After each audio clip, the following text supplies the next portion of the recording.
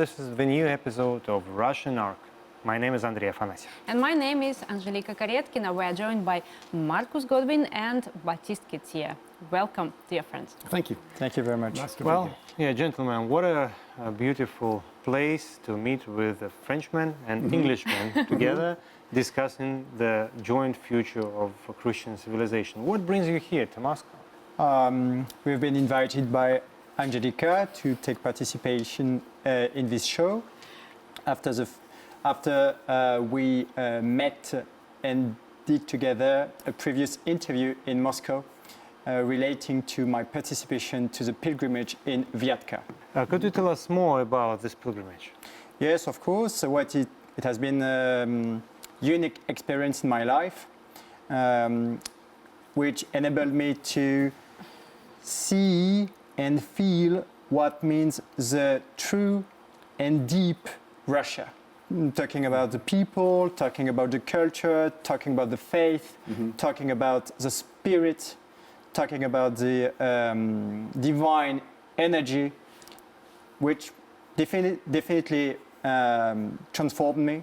So I decided to make a video telling the people who were around me, guys, you are the last free Christian population in Europe, and it's important that you are aware of that fact. And it has been so successful that I didn't expect, and related to this video, Anzhelika got in touch with me, and that's why I'm here today. Marcus, what about you? Well, I've been living in Russia now for 22 years, mainly in St. Petersburg. I was baptized into the Russian Orthodox Church in 2003 after my first year living here. For me, there was no other decision. My parents didn't baptize me as a child. My mother always said, when you grow up, Marcus, you can choose if you want to be baptized or not. Of course, Great Britain, in theory, is a theocracy. So in school, we had Protestant Church of England hymn singing and a lecture from the Bible every day. And in Still, Boy Scouts, even today. I'm not sure about the situation in Great Britain now. I would be surprised, but maybe. Certainly in these private schools, yes. But yeah, our school, we had, and every British school had these Protestant Church of England services. You had the right to say no. We had already many people from India, from other religions. There were Jewish people, Muslim people, Catholics, who some even atheists had the right to say, I don't want my child to take part in these services. So there was the religious part, and then the headmaster would talk about the business of the school, and all these Sikhs and Hindus and Muslims would file in and join in this. And in Boy Scouts as well, we had to go once a month to these Protestant church services, but I was not baptized. Personally, I was attracted to Russia from earliest childhood. And I don't really know why. Maybe now I do, but as soon as I knew Russia existed, I wanted to come here. I must have been about 3 years old, I think. Of course, it was the Soviet Union then, but when you're 3 years old, you don't really know much about the Soviet Union versus Russian Empire or whatever. I was just attracted by Russia. I had the chance to come here during Soviet times on 4 occasions. First 3 times it was like still real communism, and then we came in 91, saw the last ever spring, the last May Day of the Soviet Union. It was already a total different place. Chaos and beggars, but also kind of freedom and people having parties in the streets. Some people in Western countries think that we still live in Soviet Union. So could you explain them, please, what's the difference between Soviet time and now? Okay, yeah, of course, the main difference actually has to be, I suppose, for me, a little bit superficial in that people now, ordinary people, have everything they need in terms of consumer items, nice clothes, nice cars. It's, for various reasons, I haven't returned to Western Europe now for 5 years, and it's highly likely that I never will. But definitely the standard of living in Russia for ordinary people, not just oligarchs, is getting higher and higher. And some things were always easier. In the Soviet Union that I saw, and I only saw Leningrad at the time, the infrastructure was as good as the West. There was food. But people didn't, didn't really have nice clothes, and consumer items were very poor quality. Televisions. I'm a musician, so I met with musicians playing here in Leningrad and so on, and they had poor quality instruments, poor quality tape recorders, etc., etc., etc. So this is maybe perhaps the most noticeable thing. Many people say that they actually believe the mentality of the population of Russia was in some ways more spiritual, ironically, in the 1970s, maybe 80s, than it became in the 90s and 2000s.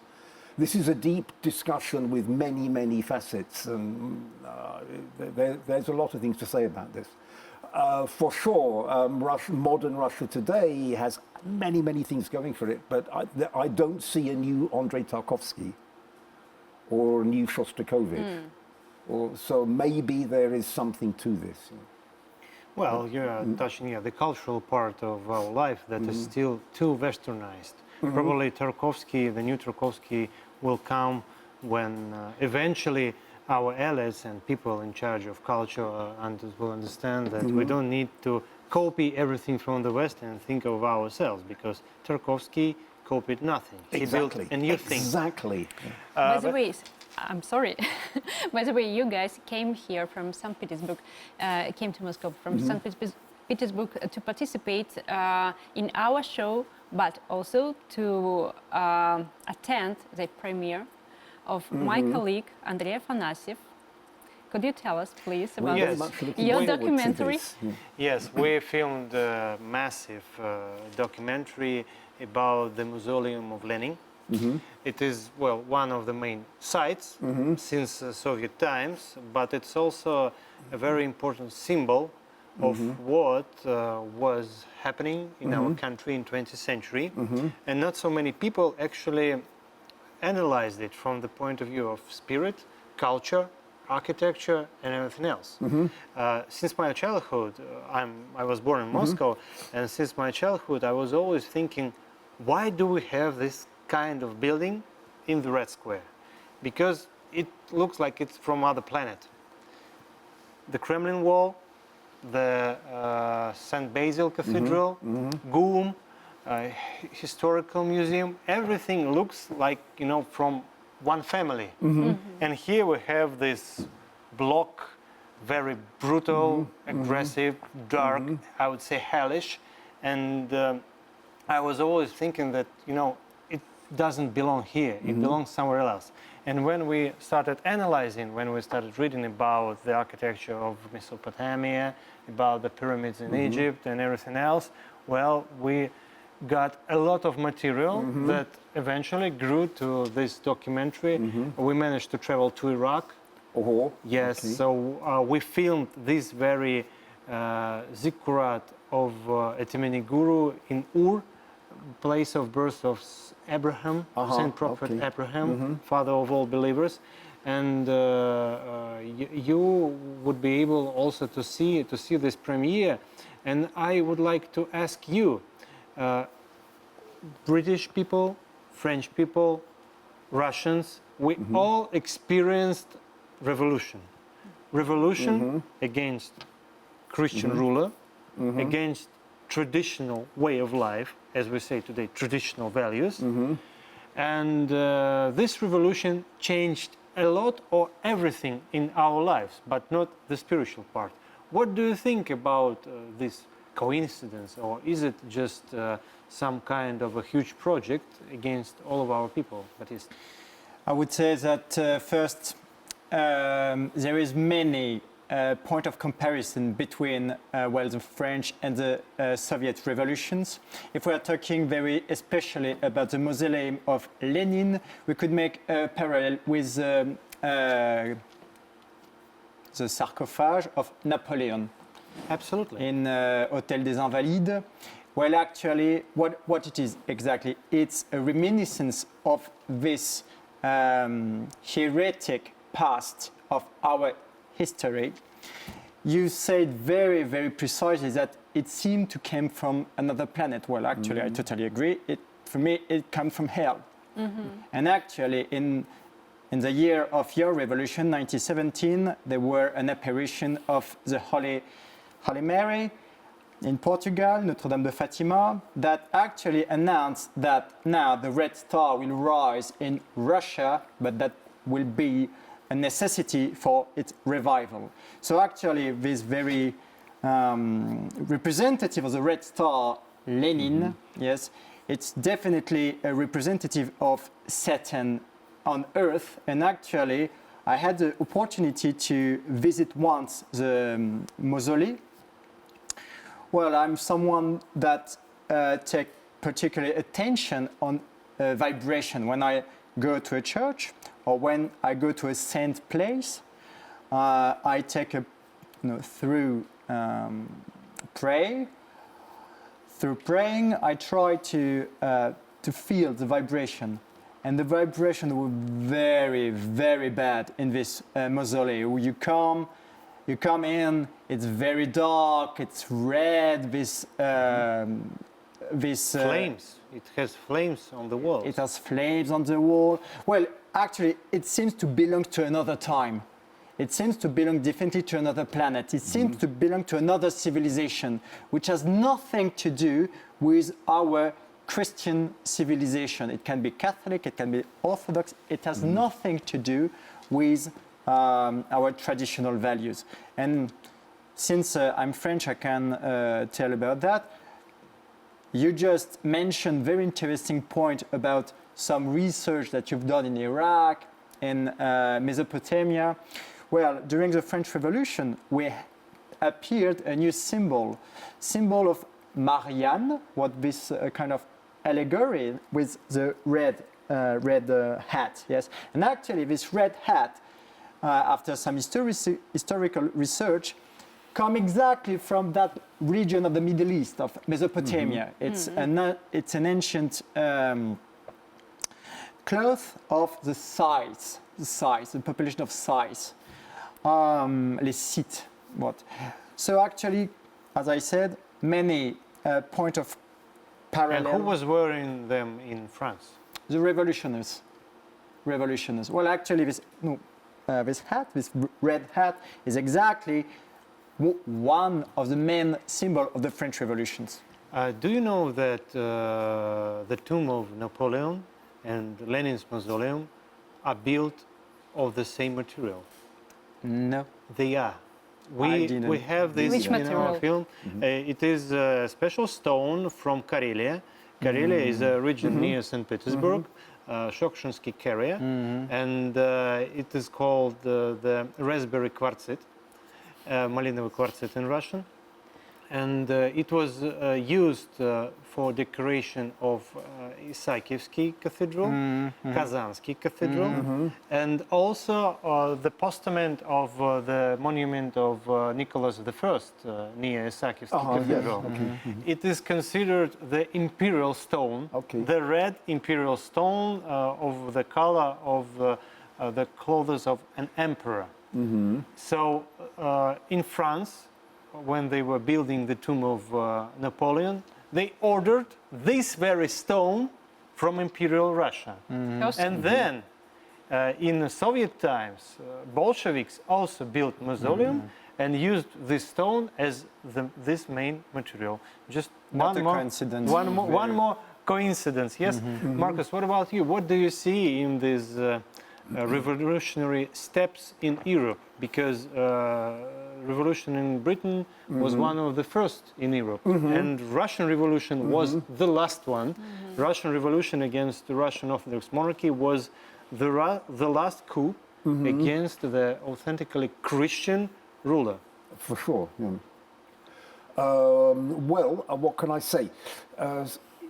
In 2014, in the beginning, I had what we Westerners call a wake-up moment, when I began to see the reaction of our governments and our media to what was happening in Kiev, and the reaction to the reunification of Crimea, which for me was already not a surprise. But I couldn't understand why they were so upset about it. I knew everyone in Crimea always wanted to be Russian. They'd never really wanted to be in Ukraine. They just put up with it. I understood that the world I thought I was living in didn't exist. that my idea of my own government, the government of France, where my daughters grew up and so on, and where I lived for a very, very long time, and America, of course, and all the Western media were now behaving in a way that made me have to face that the world was not what I thought it was. So I began studying. You know? And really, there are many documentaries, many books available which will tell us for sure that wars and revolutions, and this is something a lot of people today don't want to face, because an awful lot of people who consider themselves anti-Western imperialism and sort of having traditional values still believe in these revolutions. But they're all manipulated to get control of the money supply and to destroy Christianity. Getting control of the money supply is very important. Why it is so important to destroy Christianity for them? Why do you want to do that? I mean, these people. Okay, it's very simple. And actually, your president, well, our president, I hope, alluded to it last year spectacularly at the end of a very long interview with Dmitry Kiselyov, when he said Western leaders have for too many centuries had the habit to have their bellies full of human flesh and their hands in the pockets and taking the money of the rest of the world. When I heard him say that, the top of my head blew off. I just told you, yes, that Great Britain was a Protestant Church of England theocracy, i.e. the monarch is the head of state and also the head of the Church of England, and we had to have at school these services. The truth is, the British royal family and ruling elites have another religion. They are not actually Christians at all. Who are they? And for at least, they are Luciferians. They are practicing Luciferians. And when I say practicing, with everything that entails, same with all the Western royal families who are left. Not one of them is Orthodox. The Orthodox King of Romania, I think, still can't go back to Romania. I don't know what happened to the royal family of Bulgaria. Greece doesn't have any royal family anymore and can't have. So the first revolution was in England, yeah, and this gave rise to the Bank of England. Now, in 2014, I didn't know this. When I understood what was happening in Crimea, that people were rising up and saying, no, we do not want this new racially superior government in Kiev. We know who these people were, but they were always in the background on the side. Now they're in power. We don't want this. I don't know why. I just knew this was not just a geopolitical problem. It was a spiritual problem. And I was in France at this time, and I was waking up in the morning, immediately switching on the television, going to the computer, checking the news, hoping and praying that this reunification of Crimea would work. Because I knew a lot of people. I'd never been there, but I knew a lot of people who had been there. But I felt this is something really spiritually important. Later, I understood that it was in Crimea that Russia first became Christian. When Grand Prince Vladimir was baptized, he had himself baptized in Hozhenes, which is right next to what is now Sevastopol. And later I understood that for the Western ruling elites, that is extremely important. The second large baptism was in Kiev, and this was the birth of Christian Russia. Let's think again about Britain, what I just said. At least, I think, 400 years, Britain has been a Luciferian theocracy. I've just been reading a long article. It's so long I still haven't finished it, with a lot of witnesses from the time of this so-called revolution and the period leading up to 1917, how the British, above all the British, even more than Americans or French or Germans or Austro-Hungarians, who were in theory the enemy at the time during the First World War, helped and aided the Bolsheviks to take over. It's because of Great Britain's religion. The general public, we know nothing about this. For example, in our education system, we start teaching English history in some kind of detail from this most famous date for any English schoolchild, 1066, the date of what we call the Norman invasion of England from France. This is the reason why there are so many French words in the English language, but that's another story. This invasion was actually financed and organized by the Pope. the new Pope, who just 12 years earlier had left the Church of Christ in the Great Schism, declared himself infallible and demanded all the other sees, including Kiev, Constantinople, now become his vassals, bow down to him and pledge allegiance to him. They began to change the liturgy, of course. So in a way, this was not the end of Christianity in Europe. We cannot say that, because for many ordinary people, they were forced to change by violence. But the fact is, the Pope took the Catholic Church, which had been Orthodox Church for 1,000 years. At the time, 10 years ago, I didn't know any of this. And for Great Britain, we had been an Orthodox Christian country, not Great Britain, but all the peoples of the British Isles, England, Wales, Scotland, and Ireland, had all been Orthodox until 1066. Unfortunately, this invasion worked, and within 100 years, they had converted by force everybody to this new style of Catholicism.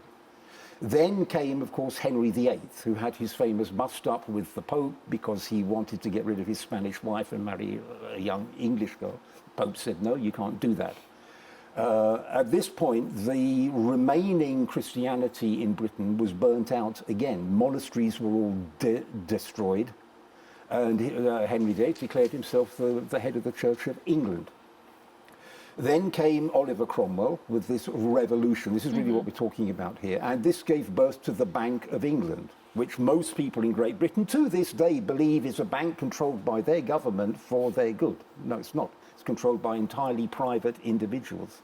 And slowly but surely, every bank in Europe became controlled by these private individuals. Yes, it is the Rothschilds. That's one last point. Yeah.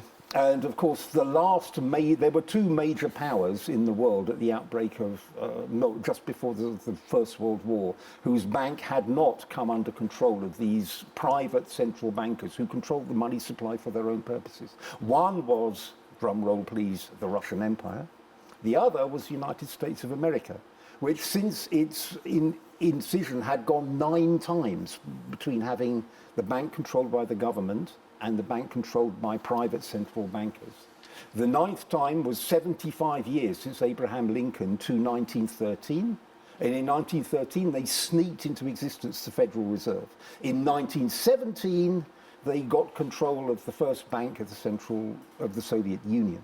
An American gentleman called Mr. Max May gave up his job at Chase Manhattan, I believe, in New York, and came over to be one of the board of directors on the first central bank of the Soviet Union that was actually called, I think, Roscombank. Very unusual that the word Ros or Russia in any way was involved, because the Soviet Union in the beginning was an extremely anti-Russian organization. Yes. But yes. I just wanted to add a point going in the direction of Marcus, saying that as Napoleon rises as an empire, that coincided with the apparition of the Banque de France. It's exactly actually the same process, the same Banque de France that is a pure personal initiative of individuals and not of a run-stated establishment that had financed all this war going until this very Moscow. Absolutely. So every revolution brings a 100% new type of financial system in every country. And like Britain, like France, United States is a special state and special entity, of course, in our history. You are people who know more than an average European. Of course, that's why you actually. That's why I lived in Europe. I have a lot of friends in Europe, and I just understand that what you are talking about, 99% of your competitors just don't know and never heard of. No idea. So the thing is that Russia and Europe. I've been living 7 years in Russia, in St. Petersburg, and I came to a point that actually there is a big fundamental difference between Russia and Europe. It's fundamental. It's all. It's, what is it? What difference? It's the spirit. The spirit is different. And actually, I understood that. Well, I'm going to take a very precise and concrete example. In Europe, we've got beautiful villages. Beautiful. They are just beautiful. Especially in France. They are all very clean, beautiful, well built and everything. Beautiful chateau. Beautiful chateau. and when you go to Russian village, well, Usually after Soviet Union, they don't look that good. You perfectly know how. But actually, I understand that it's not the most important if it's well built and everything. The most important is actually the spirit of people living inside. And actually, this spirit of people, Russia, if we're talking about Orthodox people, but not only, fundamentally different than the European one. And I would say that the European spirit always goes in the wrong side for Russian people. And the main challenge for Russian people is nowadays to stay Russian and not to westernize themselves in an outstanding measure, because it is what is going to make you weaker. Well, it already did, I think. Yes. Well, It's our message. it's a nice idea to build a window on Europe. You can see the danger coming through the glass. But why did he have to open it? This was a catastrophic mistake. I think it was Deng Xiaoping, former leader of China, said, yeah, but if we open the window to the west, all the ticks and bugs will come in.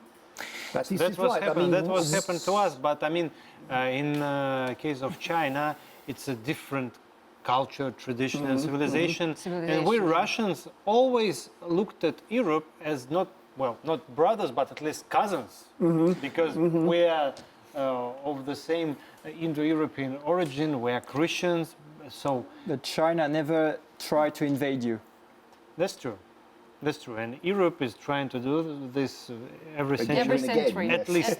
Every century. And it's very important to notice that Russia, or the Soviet Union, had always been the limit to European imperialism, to European fascism, Russia, to globalism, to all the globalist and ideologies. Nowadays to globalism. Well, actually, Napoleon also was a globalist of his time. Of course.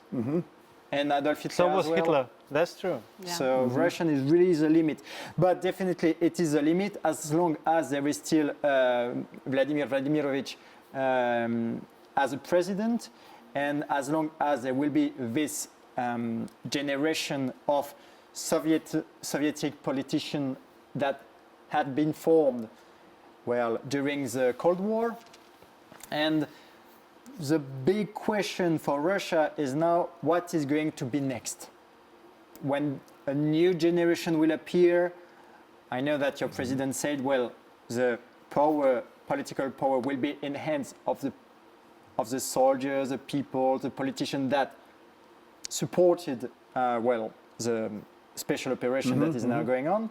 Because actually this special operation is, one more time, this limit, this very concrete limit between globalism and the Russian world, which is definitely the last free world in Europe. All these satanistic values that nowadays are spoiling our culture, our civilization, and our populations. Before, this was largely hidden, I think. So certainly in the epoch I grew up in the 70s, 80s, 90s. But now it's clear. Now they're not even concealing it, and still most people don't get it. Some do. We watched, the whole world watched the closing and opening ceremonies of the Olympic Games. Well, I mean, it is totally satanic. Well, actually, they even went to the point to illustrate Satan on the closing very ceremony. What the golden man. Who is the golden man? It is Lucifer. No, the guy that is bringing the light on earth. Baptiste, I know that you're a director and actor in a very interesting performance that you have in St. Petersburg. Yes. Yeah, could you tell us? Yes, of course. Well, actually, on Sunday we're going to show for the last time, our theatrical play, the Last Judgment, Strashny Sud, which is a comparison between the French and the Soviet Revolution. I was talking about Satan. Well, actually, our dear Marcus is playing Satan. Oh, really? in this play. So, Satan, hello to you. And actually, well, this play came to me in a dream 4 years ago, and since it has been like a mission for me to highlight it, it's difficult, it's a huge money, but I'm doing it for the last time under my own organization, and after that I really, really hope that I will find some producer that will support me to show it on more large scene of St. Petersburg. On a bigger stage or not? On bigger cities stage here in Moscow, maybe. in Moscow or within the country. That's my next goal. What is happening now is that more and more people in the West are waking up and they see what's happening around them. We see this on social media, X, that was used to be Twitter. Yeah, we see what's happening in the United States and of course in Western Europe. But what's next? What is your perspective of what is going to happen to the Western world? Well, actually, I was in France like 1.5 years ago. I can tell that there is a general depression which is ruining the mood of the very simple population, which is quite a fact actually, because French people, ordinary, you know that because you've been living there, are rather funny people that like to laugh, that like to have a good food and good wine and so on. But people understand that something is really going wrong, that there's no perspective and not economic and not political and not within the population. People are understanding that we are falling. Like every civilization that have been falling, like the Greek, the Roman, the Egyptian, the Mesopotamian, well, the European Christian population in the Western world is disappearing as well. Personally, as I said, I haven't been back to Western Europe since COVID started, but and 5 years already. yeah. Already some people are telling me that the France that existed You 5 don't years want to ago doesn't visit exist or anymore. you can't? Well, I kind of can't, actually. I think it's no longer a secret. I'm in the process of claiming asylum here because I've written too many articles against the British government and the Western government, appeared not on your channel, but on, if I can mention another channel, Vyatka, talking about what MI6 is doing in Odessa and so on and so forth. And I just don't, I'm not taking the risk for going back to Great Britain anymore. Unfortunately, the system here, the migration centre told me, because they knew me very well by this time, or during all this COVID period, you've got two choices. You need to make a new visa now. We can't prolong your registration, and you need to do it in Great Britain. Or, as you said, you claim political asylum. Or it has to be called temporary asylum. No one in Russia has ever received political asylum. Yes. But that's Another nuance. story. Yes. Yeah, so I'd already made my mind up that. And also, something I liked about this, it means I'm kind of taking a stand. I'm not hiding. This moment in 2014 was very strong for me, and I started writing articles. They became quite popular. I made new friends. I lost a lot of friends. I had quite a lot of Ukrainian friends. When I lived in Prague for 4 years, I was surrounded by Ukrainian people. I visited Kiev in 2001, liked the city, but I already felt this kind of petty nationalism everywhere, which I'd also felt in Czech Republic, actually. And I was always interested in Russia, and they said, no, Marcus, Russia is the main... Yeah, you like all of Eastern Europe. It's true, I like all of Eastern Europe. I like Ukrainian people, I like Belarusian, I like Georgia, But Russia is the center. That's the key of this world, the key of this different kind of empire to the Western empires. You never enslaved people. You never forced Muslims or Buddhists or shamans as you moved east by the sword to convert to Christian Orthodoxy.